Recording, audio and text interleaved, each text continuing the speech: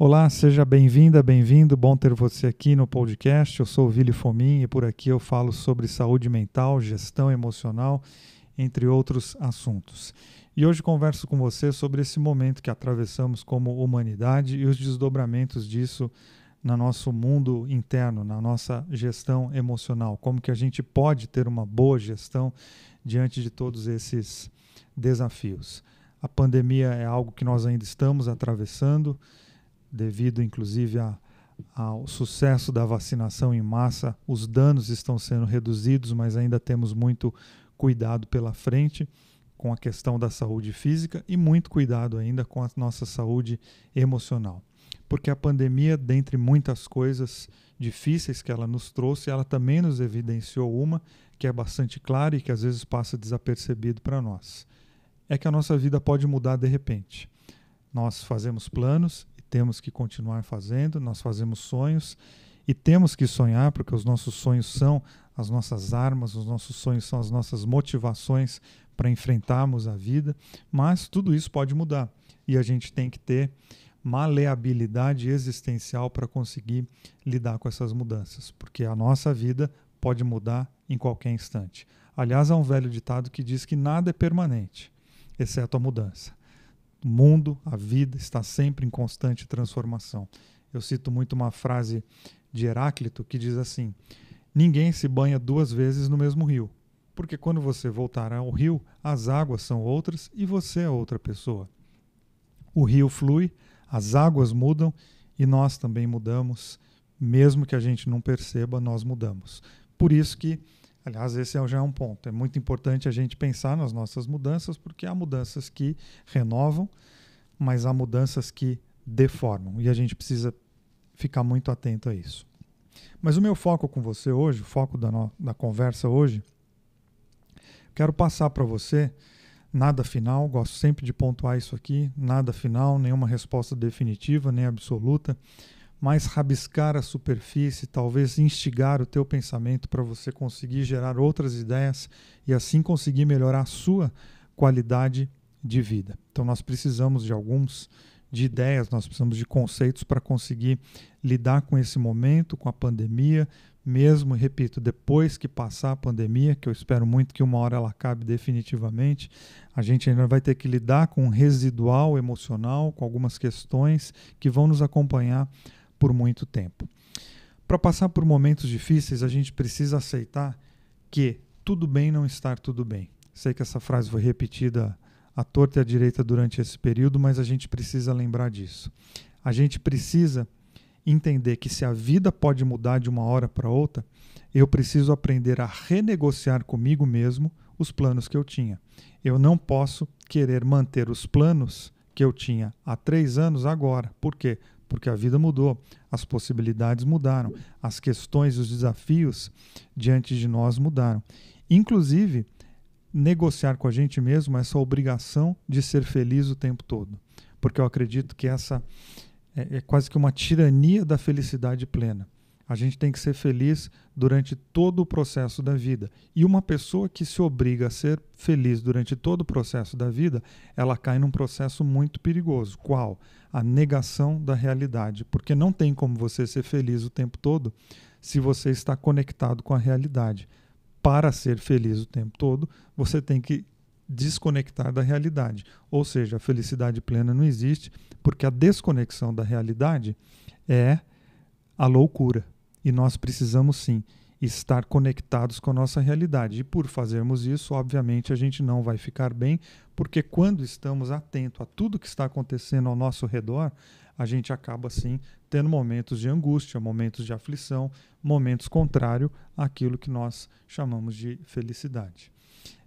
Muita gente me procurou aqui no meu consultório para iniciar um processo de análise, um processo terapêutico, um processo de autoconhecimento. E muita gente chega para mim e diz: Vili, eu estou muito mal, eu estou com crise de ansiedade, eu estou com angústia, eu estou com um princípio de depressão. E eu sempre dou a seguinte resposta: que bom que você está sentindo tudo isso. E isso gera, num primeiro momento, um certo espanto, porque a pessoa vai dizer: como assim que bom? Estou te dizendo que eu estou me sentindo mal, que eu estou me sentindo ansioso, que eu estou me sentindo incapaz, e você está dizendo que bom. Claro, Se diante de um quadro de aflição você está com medo, que bom, você está conectado com a tua realidade. Se diante das incertezas do futuro você está ansioso, está com ansiedade, que bom, você está conectado com a realidade. Então, ter ansiedade não é bom, mas o fato de você senti-la significa que você está conectado com a tua realidade. Aí, claro que nós temos que pegar toda a realidade e essa ansiedade e fazer um trabalho para poder acalmar. Então, lembra disso. Se você está sentindo, isso é um ótimo sinal. O grande problema é quando a gente deixa de sentir. Aliás, esse é um gravíssimo problema. Às vezes a gente tem essa ilusão de eu não queria sentir mais nada. Não, a gente não quer sentir dor, mas deixar de sentir seria um grande problema do nosso sistema emocional, inclusive seria a descaracterização, inclusive, da nossa humanidade. Eu gosto muito de uma música do Arnaldo Antunes, já citei ela em outros vídeos meus, em outros textos, que chama Socorro, Não Estou Sentindo Nada. Inclusive, utilizei o nome da música para o nome aqui desse podcast. Quero ler para você aqui a letra. Diz assim, abre aspas, socorro, não estou sentindo nada. Nem medo, nem calor, nem fogo. Não vai dar mais para chorar, nem para rir. Socorro, alguma alma, mesmo que penada, me empreste suas penas. Já não sinto amor, nem dor. Já não sinto nada. Socorro, alguém me dê um coração, que esse já não bate nem apanha. Por favor, uma emoção pequena, qualquer coisa que se sinta. Tem tantos sentimentos, deve ter algum que sirva. Socorro, alguma rua que me dê sentido, em qualquer cruzamento, acostamento, encruzilhada. Socorro, eu já não sinto nada. Socorro, eu não estou sentindo nada. Fecha aspas. Letra de Arnaldo Antunes, fabulosa, espetacular e que diz muito sobre o nosso sistema emocional. Deixar de sentir, lembre disso, por mais que você esteja sentindo alguma dor muito profunda, deixar de sentir seria um dos nossos maiores problemas, porque quando eu estou sentindo uma dor ou quando eu tenho o diagnóstico de algum problema, é só aí que nós temos a possibilidade de trabalhar em favor da cura, em favor de nós mesmos.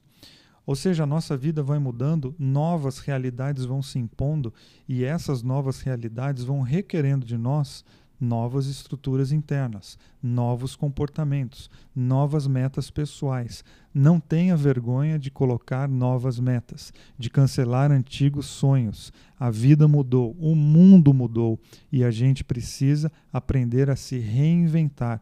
Não se obrigue a manter algo do passado, tendo em vista que a tua realidade é diferente. Pegue mais leve com você, caso contrário, você pode carregar o enorme peso de um sentimento super importante, que é a culpa. Como assim, Vili? Como é importante você não quer que carregue? A culpa, vou tentar explicar aqui rapidamente, é um sentimento super importante, porque ela baliza nas nossas relações e nos ajuda a crescer. Inclusive, a ausência da culpa faria de nós psicopatas. Qual o problema da culpa? É quando ela vem em excesso, e aí, em excesso, ela pode nos travar e roubar a nossa criatividade. Ou seja, a minha culpa tem que ser um sentimento de conscientização e não de bloqueio. Eu não posso me sentir culpado ao ponto de não me mexer. Eu tenho que me sentir culpado ao ponto de me sentir responsável e a partir dessa culpa, então, eu ser produtivo. Deixa eu dar um exemplo do dia a dia para você entender o que eu estou dizendo. Eu tenho que sentir culpa. Por quê? Se eu falar de uma maneira errada com a minha mulher ou com os meus filhos, se eu for bruto com eles, se a minha fala for grossa, desnecessária, depois eu me sinto culpado. Por quê? Porque eu tenho educação. Se eu não falar mal com a minha mulher e não me sentir culpado, significa que eu não tenho mais nem respeito por ela e nem por mim mesmo. Então eu falo errado com ela e me sinto culpado, significa que eu tenho educação, que eu tenho valores morais. E essa culpa me faz refletir, assentar, olhar no olho e pedir perdão para minha esposa, para os meus filhos ou para quem quer que eu tenha feito algo ruim. Então, entende? A culpa ela me leva a tomar boas decisões quando ela é usada como um elemento conscientizador. Mas quando eu fico mergulhado na minha culpa e me submeto a ela, ela passa a ser um elemento bloqueador. e eu não vivo mais. Ou seja, tome cuidado para a sua culpa não te bloquear e não tenha medo de refazer os seus planos e de se reinventar. É a clássica frase que é atribuída ao Darwin, eu não sei se exatamente é dele, mas diz assim: não é o mais forte que sobrevive, nem o mais inteligente, mas aquele que melhor se adapta às mudanças. Ou seja, nós precisamos de nos adaptar às novas realidades para conseguir realizar novas coisas. Não é deixar de produzir, não é deixar de fazer, não é jogar tudo para o alto e deixar a vida à deriva, mas é incluir diante de uma nova realidade novos elementos, novos comportamentos, assumindo a responsabilidade sem deixar que a culpa exerça um elemento, seja um elemento bloqueador. Então, existe sim uma adaptação das coisas práticas e existe também uma adaptação das questões emocionais, das questões internas. Gosto demais de uma frase do Viktor Frankl. Aliás, Viktor Frankl é um dos heróis da humanidade para mim. Depois pesquise sobre ele, leia o livro Em Busca de Sentido, e tem uma frase dele que diz assim: quando a situação for boa, desfrute-a. Quando a situação for ruim, transforme-a. Quando a situação não puder ser transformada, transforme-se. Ou seja, na vida eu tenho que aprender a desfrutar aquilo que é bom, a tentar transformar aquilo que é ruim ou a me transformar diante de novas realidades. Para isso, eu preciso de uma questão, para esse olhar todo, eu preciso também ter autorregulação. O que é isso? Eu preciso, diante das dores que eu estou vivendo, de tudo que está pesado na minha vida, você pode estar dizendo: Vili, eu estou num momento de esgotamento, eu não estou aguentando mais. Você já parou para pensar se tudo que você está carregando nas costas é de fato seu? Por isso que a gente precisa de autorregulação, por isso que a gente precisa de autolimites. Na verdade, a gente precisa de autoestima. Essa é a melhor palavra. A gente precisa pensar: poxa, minha vida está tão pesada. Claro, a vida está pesada de todos nós pelos problemas que eu já falei. Nós temos problemas coletivos, como a pandemia. Se você mora numa grande cidade, as questões da violência que afligem o nosso país, os problemas econômicos que são de todos nós.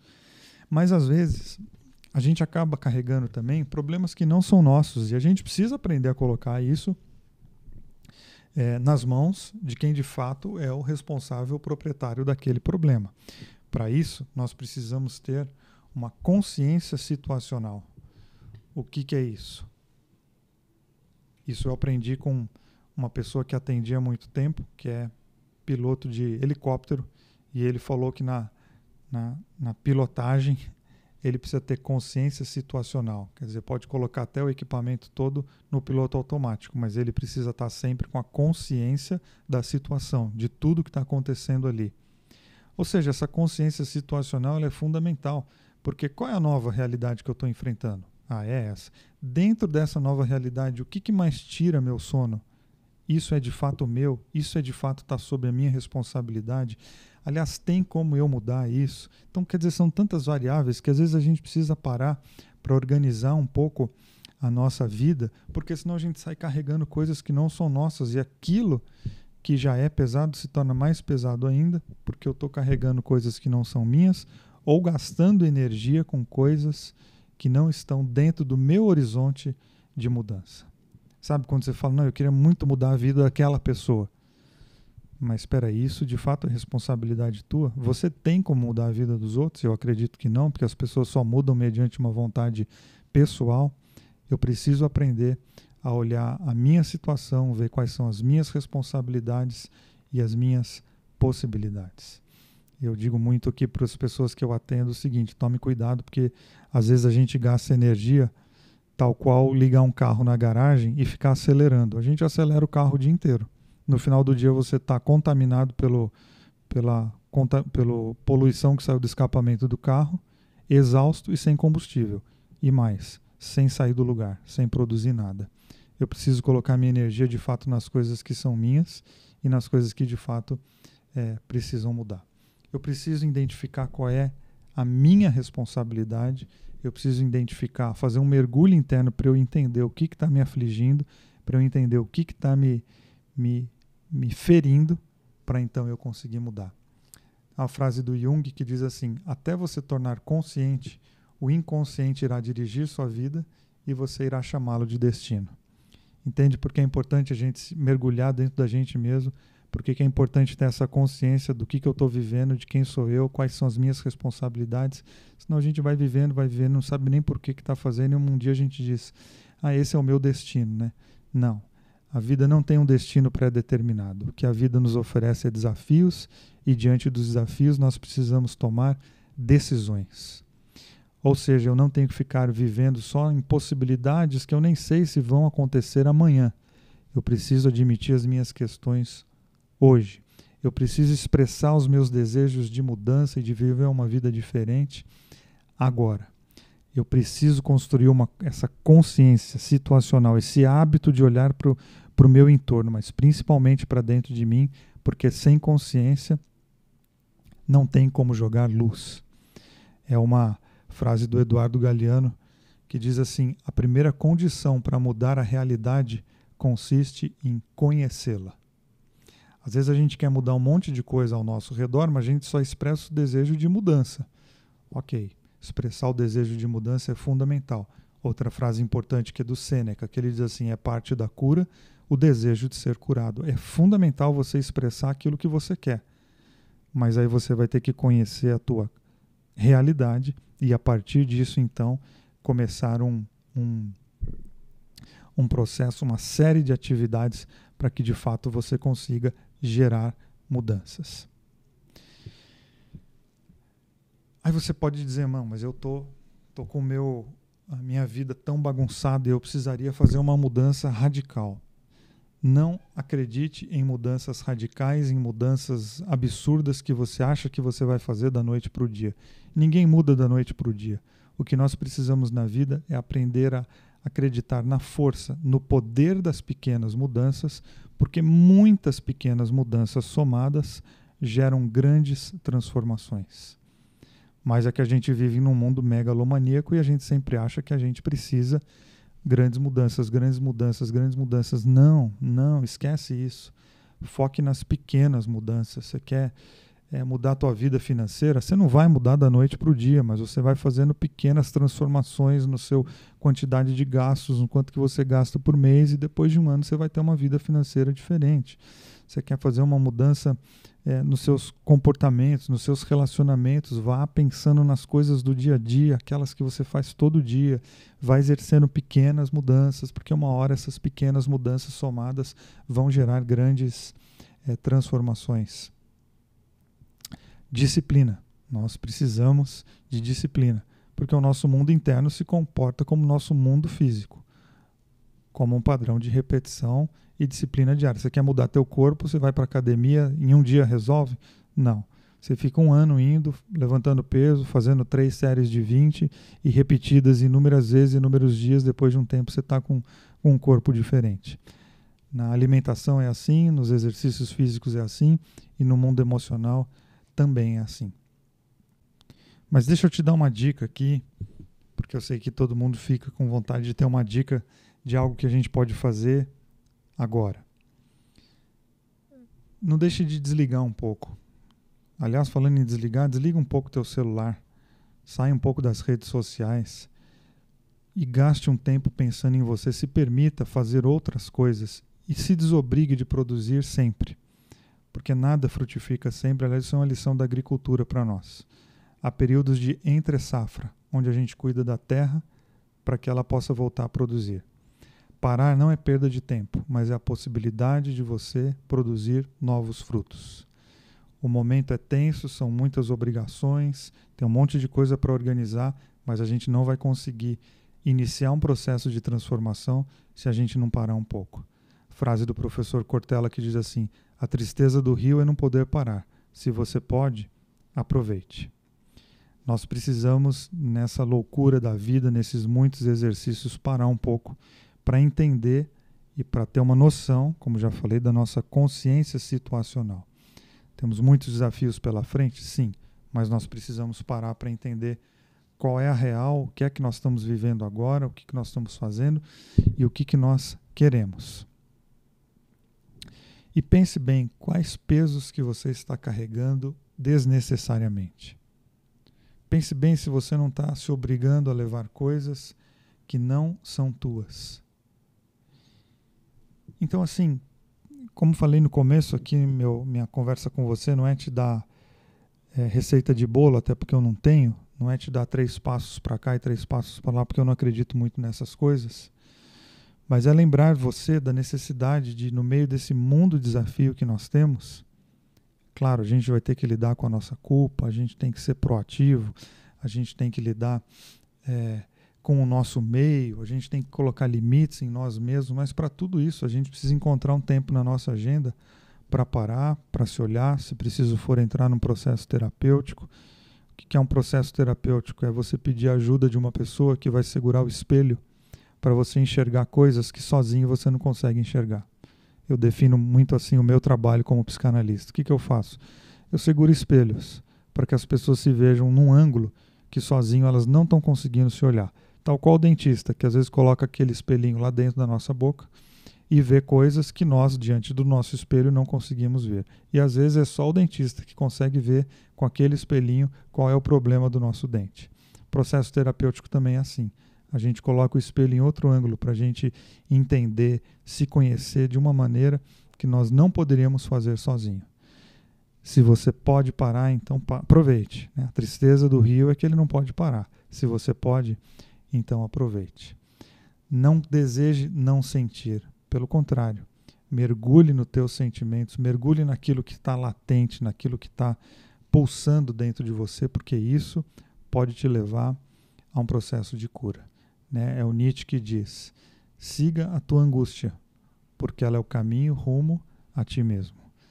É difícil a gente lidar com as dores, porque a gente tem a obrigação de estar sempre feliz. Não caia nessa conversa de felicidade plena, porque isso não existe. A vida é uma onda, é um balanço, nós somos seres oceânicos. Às vezes estamos mais para baixo, mais para cima, é assim. E nós temos que aprender a lidar com essa multidão de sentimentos que estão dentro da gente. Não se trata de resolver tudo, não se trata de ser perfeito, mas se trata de mergulhar dentro de si e buscar um aperfeiçoamento de quem nós somos. Nós temos muitos desafios pela frente e temos também muitas possibilidades de superar esses desafios, de ter uma vida cada vez melhor, com a saúde mental equilibrada e fazendo gestão das nossas emoções. Espero que esse papo tenha ajudado você em alguma dimensão, que tenha colocado talvez algumas dúvidas, alguma pulga atrás da orelha. Ótimo, vá atrás de outros caminhos, vá atrás de outras possibilidades, mas não deixe de se olhar, não deixe de se questionar e não deixe de se amar. A gente precisa de autoestima, e autoestima é exatamente isso, eu olhar para dentro de mim e fazer coisas boas que vão fazer bem para o meu mundo interno. Se você gostou, passa para frente esse áudio, esse podcast. Estou aqui, está disponível tanto no YouTube como no Spotify. Se você quiser me seguir, também estou no Instagram, @ViliFomin. Lá eu escrevo semanalmente também sobre saúde mental, sobre gestão emocional, sobre espiritualidade, sobre todas essas questões que dizem respeito ao nosso mundo interno. Um beijo no teu coração e até a próxima.